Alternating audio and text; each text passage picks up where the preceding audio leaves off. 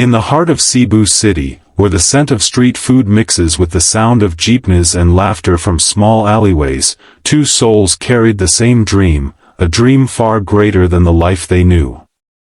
Maria de la Cruz was a waitress in a tiny seaside café.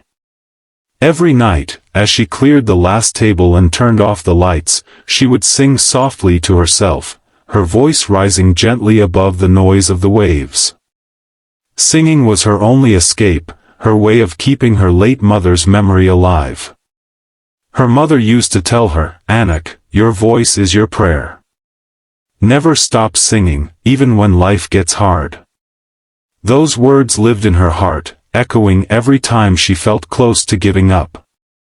Across the city, Rico Manalo, a street performer with a weathered guitar, sang for coins near the old basilica.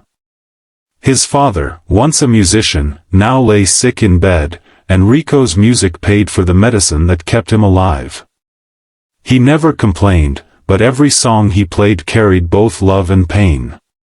Some nights, when he earned just enough, he would walk past the cafe where Maria worked, listening quietly to her voice from the window. They had met once at a church choir when they were teenagers, but life had taken them down separate paths. Still, both of them held on to music as if it were oxygen. One rainy afternoon, fate decided to cross their paths again. Maria was singing "The Prayer," the timeless duet by Andrea Bocelli and Céline Dion, for a small local event. Her voice trembled slightly at the start, but soon it filled the hall with warmth. In the audience sat Rico, holding his guitar close. The song hit him deeply. It was his mother's favorite before she passed away. After the performance, he gathered the courage to approach her.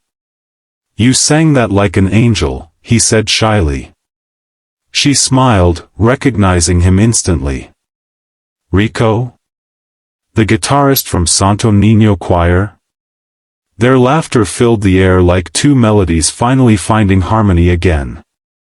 From that day forward, they began meeting every evening after Maria's shift, singing together by the seaside. Their voices blended perfectly, Maria's soft and pure, Rico's deep and soulful.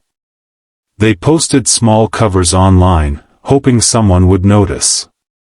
One night, while watching YouTube on an old phone, they stumbled upon Andrea Bocelli and Céline Dion's "The Prayer," live at Central Park, 2011. The performance left them speechless. "Imagine if we could sing like that," Maria whispered. Rico smiled faintly. "One day, maybe on AGT." She laughed, shaking her head. "You're dreaming too high."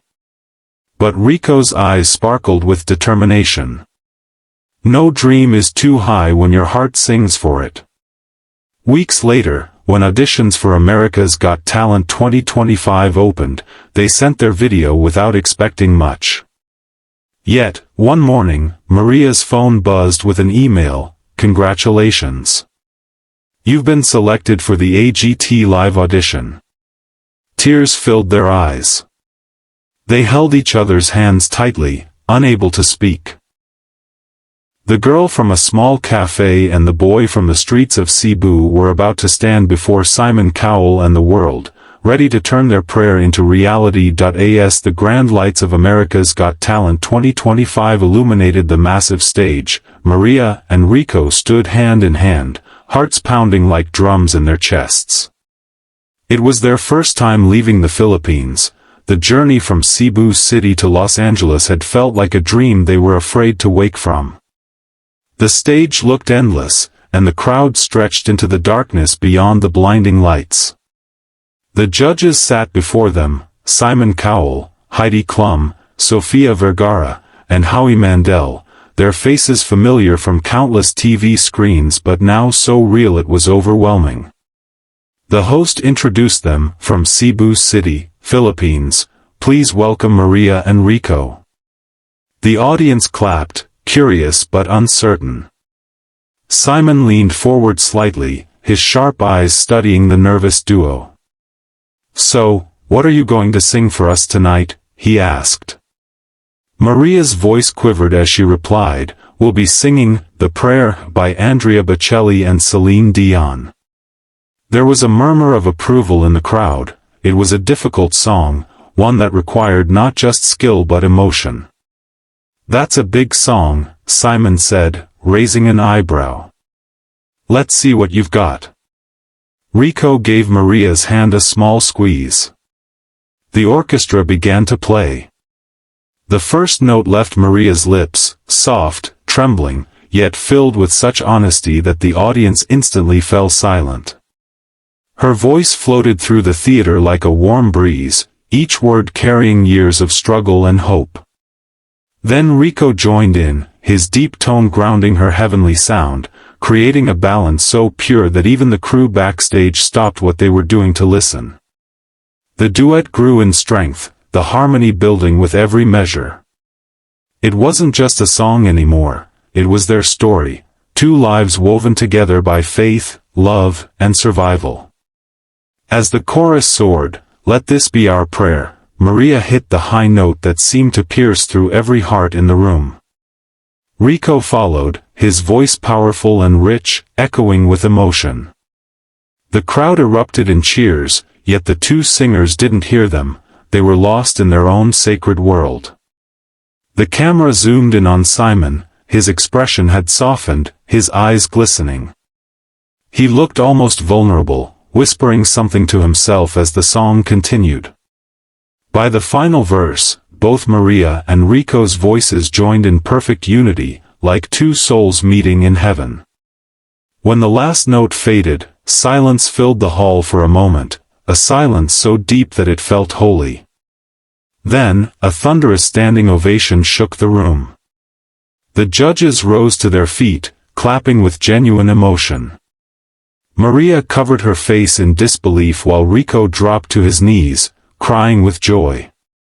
Simon stood up slowly, still clapping, and said, "I've heard many versions of that song, but none like this. You didn't just sing it, you lived it. That was divine."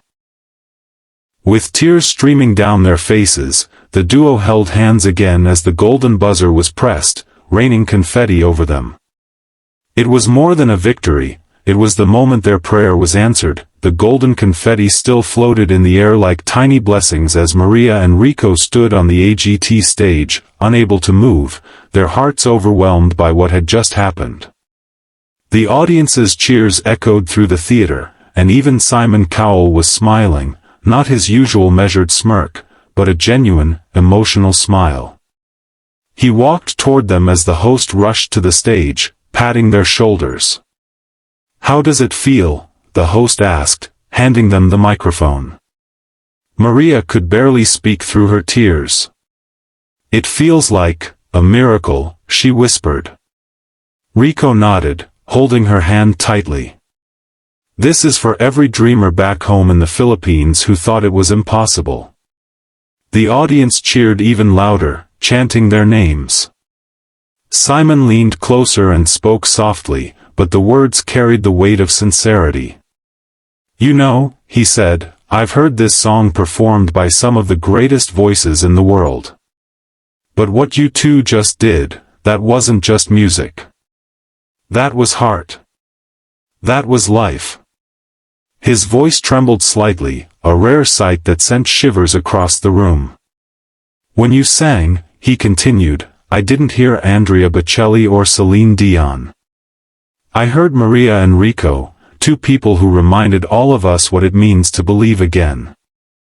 The audience applauded again, and Maria wiped her tears as the camera zoomed in on Simon's emotional face, a single tear visible under the bright lights.